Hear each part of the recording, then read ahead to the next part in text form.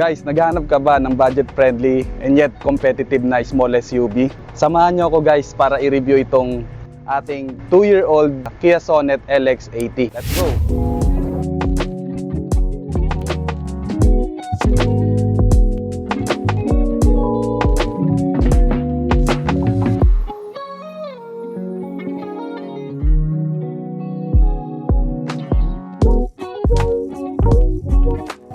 Ang height ko pala guys is 5'8", so ganyan siya. Si Kia Sonet natin. So mataas din yung ground clearance natin guys dito. So ang napili nating kulay, ang ating unit is white, snow white pearl with two tones yung roof niya guys. So marami nagtatanong sa mga comment section, stock siya from Casa. Nabili natin siya talaga na two-tone na. Hindi natin siya pinasadya. And sa ORCR natin, naka two-tone yung registration niya. So, yun. Ito yung engine bay niya, yung front side. Try natin i-open yung engine bay guys para kita natin. So, try natin guys. Sana. Init.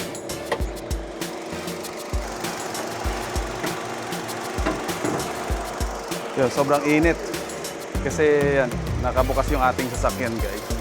So, yan yung itsura niya. Kung mapapansin nyo, itong engine bay natin is mas malaki siya sa mga typical na SUV or mga small vehicle. Sobrang jump pack nung ano niya nung itsura niya. So, yung battery niya, kakapalit lang natin. Itong engine natin guys is 1.5 liters. IVT na siya and with 4 cylinder. 4 cylinders siya guys. So may kita talaga natin yung hatak niya and power. Later on i-discuss natin yung driving experience natin, yung overall experience natin with our Sonet. So ganyan yung itsura niya guys. Mukhang malinis yan pero sa actual madumi yan guys. Puro alikabok. Balik na natin ito guys. Punta tayo sa interior na guys.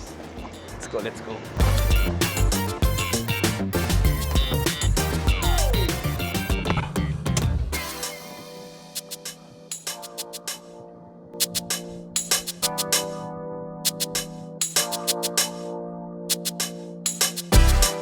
Pagdating naman dito sa space natin guys. So, yan yung legroom niya. Maluwag pa. Pwede mo pa itong angat, yan, ganyan siya. Yan yung pinakamaliit niya. Tapos kapag pinakadulo niya, yan. So, maluwag pa siya guys. And decent din. Decent din yung ano niya dito. Taas niya, hindi naman siya ganun kaliit. So, for reference guys, I'm 5'8". So, kamusta naman ang ating driver side? Decent naman, kaya yung tatlo dito sa likod. Pero yun. Ang suggested is dalawa lang na malalaki, mid-size na tao para maging comfort niya is overall, lalo na pag long drive guys. Ang recommended is tatlo lang or dalawa. So dahil nandito na tayo sa likod guys, ang ating seat is fabric with the accent of leather. So ito leather yung nasa likod ng atin at sa mga gilid-gilid ng ating Sonet.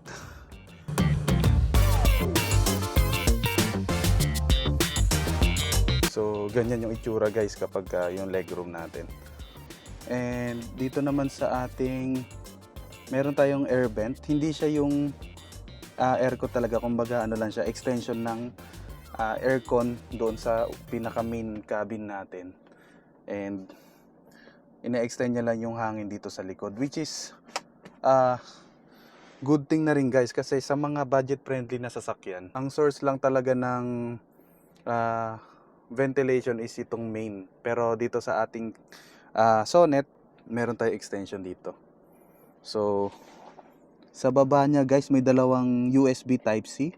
So yung mga makiki-charge, pwede na dito, lalo na kung ano naman sila, Type-C. Kalimitan naman na sa mga charger guys is Type-C na. So good thing din yan. May maliit tayong ano dito, storage. or lagayan. So sa tingin ko dyan ilalagay yung charge or yung iba. Dito naman guys is wala siyang compartment dito. Pero dito meron. Dito ko nilalagay yung mga documents natin. So ayan yung ating window. So kamusta? Kaway-kaway sa mga hindi gumagana yung window. So ayan. Meron din tayo ditong storage para sa maliit na baso. Same thing dito. So ayan. So dito naman tayo sa front side natin guys. So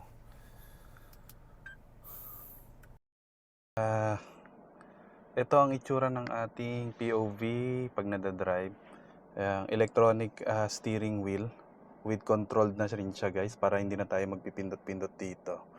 So ayan siya guys. So andyan yung volume, cruise control, ginagamit natin sa expressway at lalo na't walang traffic, sa long drive, meron din dyan dito.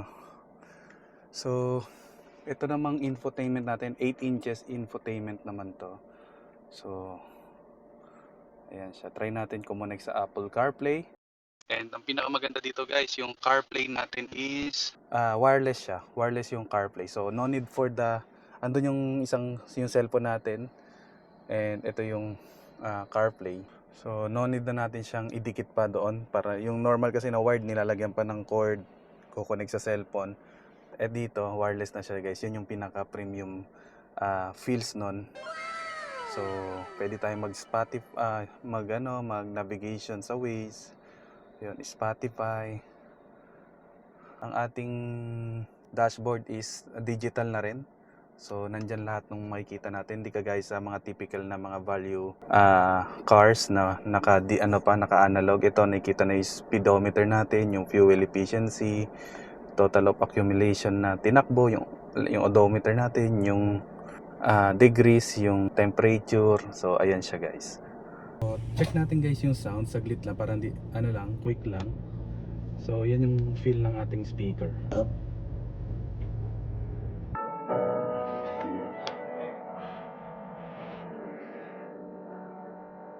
So stop na natin guys kasi hindi tayo ma-copyright. So yeah, yan yung itsura guys. Meron din tayo dito yung dash, yung compartment natin. Andyan siya. Meron din dito guys. So yan yung itsura ng ating Sonet. Punta naman tayo sa ating driving experience. Ayun. Nung nabili natin tong si Kia Sonet guys, nung June 2024, ang SRP niya is 868,000 lang. Nakakuha tayo ng discount na less than 50,000 pesos. So binayaran na lang natin siya ng 819,000. Nakatutong na tayo guys. So ito yung standard variant ng Kia Sonet, itong LX.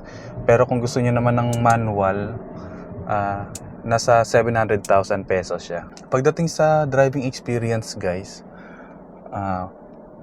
sa muna tayo, sa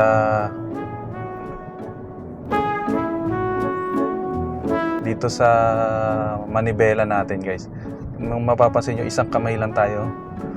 Yung biruan nga namin sa club is 2 fingers kaya. Ayun siya guys. So ibig sabihin is sobrang gaan niya.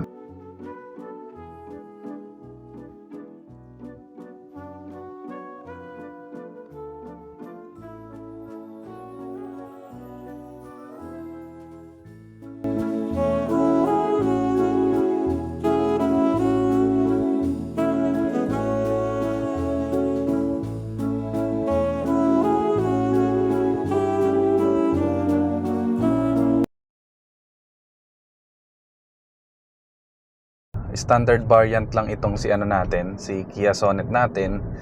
Yung upuan natin is walang seat height adjustment. So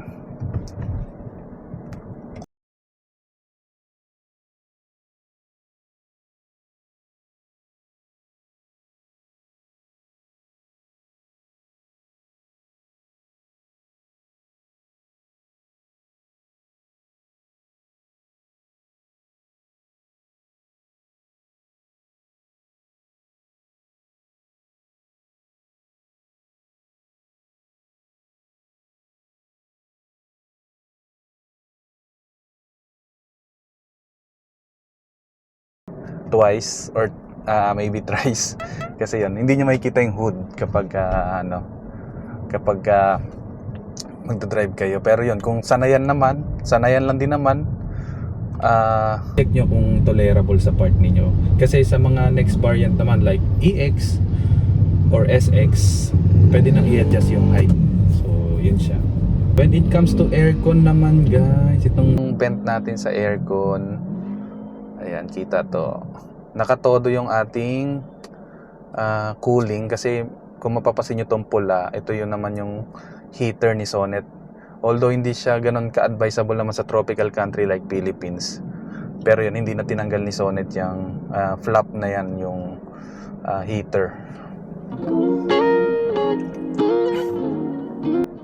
Kung may nagtatanong, malamig ba si Sonet? Ayun, sa settings natin, malamig.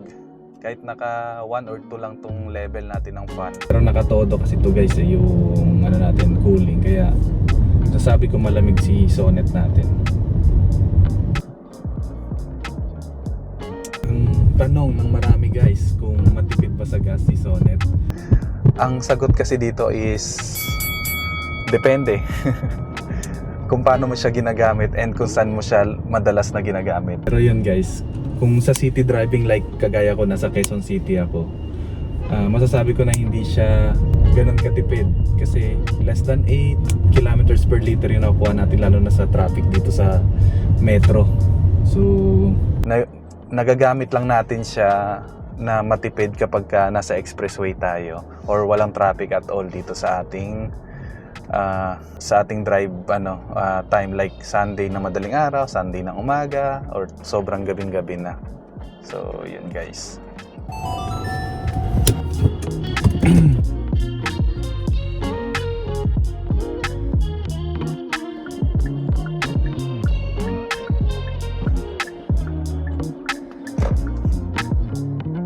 So isa sa mga natin guys,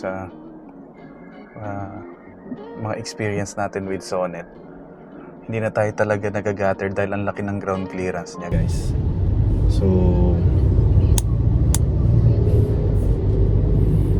ayun, kung may hanapin natin yung mga previous clips natin, yun yung pinagmamalaki ko.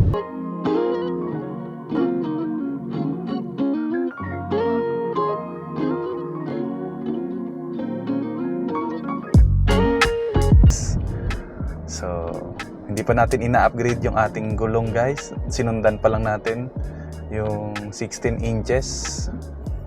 Pero goods na goods pa rin tayo guys. Balik tayo sa fuel economy niya guys. Dahil 45 liters ang ating fuel tank capacity, ang kaya niyang estimated distance niyang kayang takbuhin is naglalaro ng 450 kilometers up to 600 kilometers. Depende sa manner ng ating pagdadrive. Pero sa case ko guys, less than 600 kilometers yung isang full tank natin. Yun, meron akong co-Sonet owners, shout out boss Raymond. Katrabaho din natin siya dito sa natin company. Yung Sonet niya, nung nakita nung expert na kaibigan niya, yung 4 cylinders natin na makina kasi, usually merong tagi-isang fuel injection yun guys. Yung fuel injection, yun yung nagpo-produce nagpa-pump out. Correct me if I'm wrong guys, I'm not too technical about it. Pero ayun, yung kanyang fuel injection, siya yung naglalabas kumukuha ng gas, kumukuha ng fuel mist, kung ilan yung ilalagay niya sa makina para lumakas yung hatak or kailangan mag-accelerate. So, ang normal is 1 injection per cylinder. Pero kay Sonet guys, surprisingly, 2 yung nilagay na fuel injection. So, yung normal na 4 lang dapat na cylinder or 4 lang na fuel injection per cylinder. So, yung cylinder guys is 4 times 2, 8. Naging 8 na guys. So, asahan natin na malakas talaga kumonsumo na madaming fuel injection or fuel injector ng gas. Pero ang kapalit yon, the more na mas malakas yung hatak, malakas yung power ng ating engine or ng ating makina. Kayo nang balang umusga guys kung pros and cons ba yun. As mentioned earlier guys, 2 years na natin itong ginagamit si Sonet, and masasabi ko guys, sa lahat ng pinunta nating long drive, long distance drive, punta tayo sa Baguio, sa Quezon, sa maraming lugar sa Quezon, sa Tanay, sa camping, sa river crossing, sa Baguio, Zambales. Hindi tayo pinahiya talaga ni Kia Sonet guys. Ayun, kung lalo na guys, kung kayo, naghahanap kayo ng below 1 million na SRP ng sasakyan and yet sobrang powerful and hindi tinipid sa tech features, I do suggest i-check nyo po si Kia Sonet. So kung first car kung first car owner guys, kung recommended to guys. Recommended siya guys dahil napaka user friendly niya. Driver friendly kung pangalawang sasakyan na like me, kasi galing ako sa mas mababang klase ng sasakyan, mare-recommend ba rin ba siya? Yes.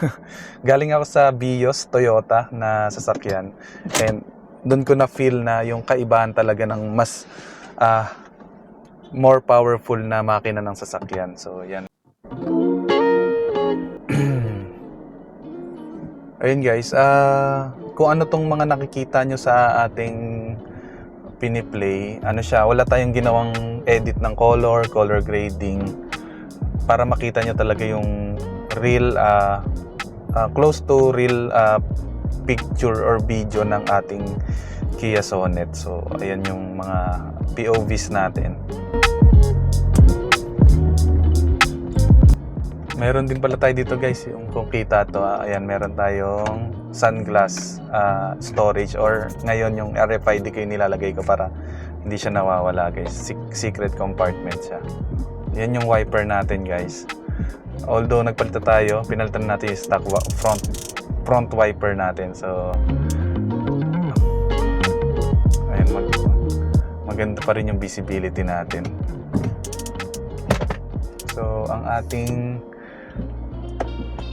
wiper yan, kahit umuulan, kasi napansin natin dati sa wiper natin hindi siya ganun nakakatanggal. So yan yung ginawa natin.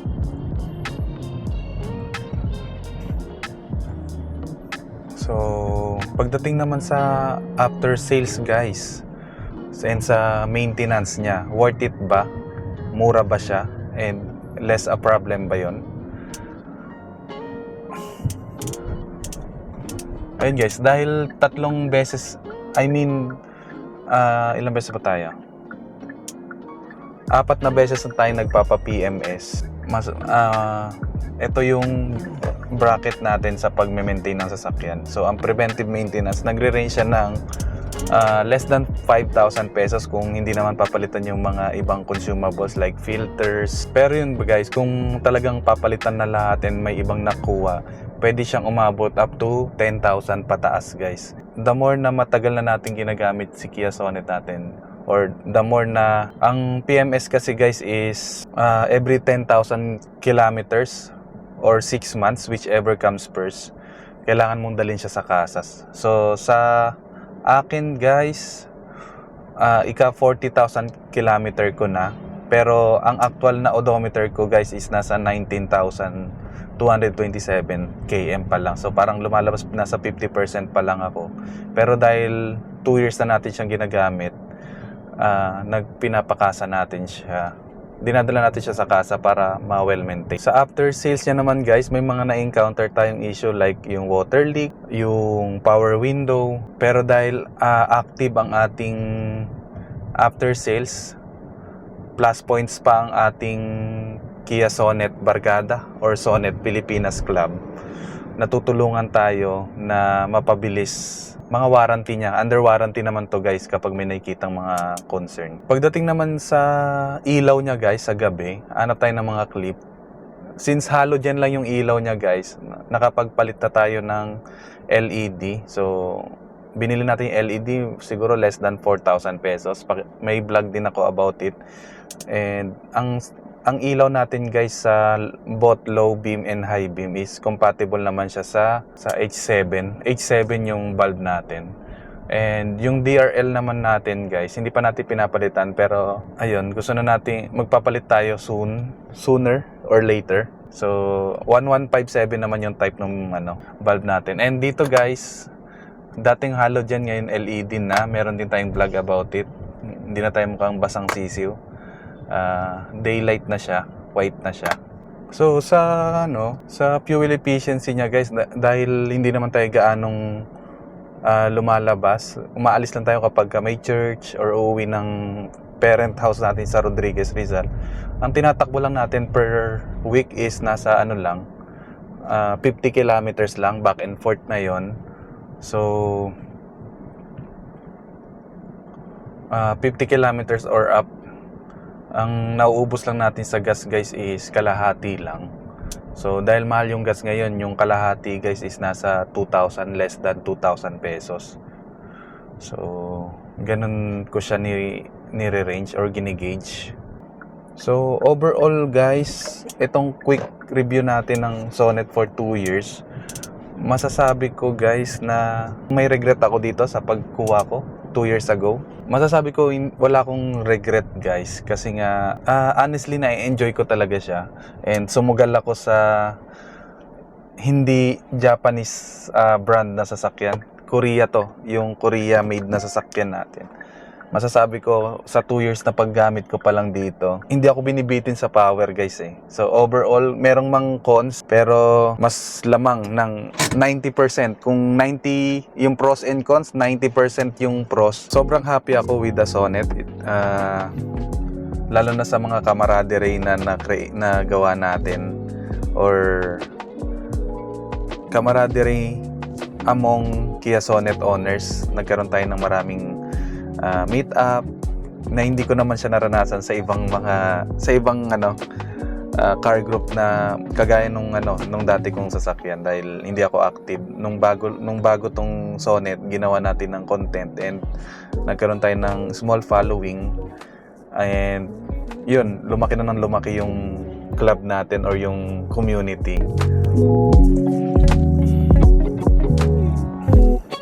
Kaya guys, hope naka-help tong video na to guys, lalo na sa mga aspiring Kia Sonet owners. Marami ako naging review rin nito. Kung bitin kayo sa quick review na to dahil medyo busy rin tayo, meron tayong mga series of videos or content about Kia Sonet. Ilalagay ko na lang yung link dito sa description box below. And sumali kayo sa Kia Sonet Pilipinas Club na GC. Nandun yung mga announcement nila press. Agawan kasi sa form dahil sa sobrang daming active ng Kia Sonet owners. Nililimit lang nila yung slot. So wala siyang palakasan system guys, kaya unahan yun. Kahit ako makikipag-unahan din ako guys. Sana makasama ako sa slot. So ayun, without taking much of your time guys, salamat sa pagsama sa ginawa nating quick vlog. Don't forget to subscribe and share this video para sa ating broader reach, and sa mga pwede nating tulungan pa about sa mga naghahanap pa ng best affordable sasakyan in the market today. Thank you. Peace.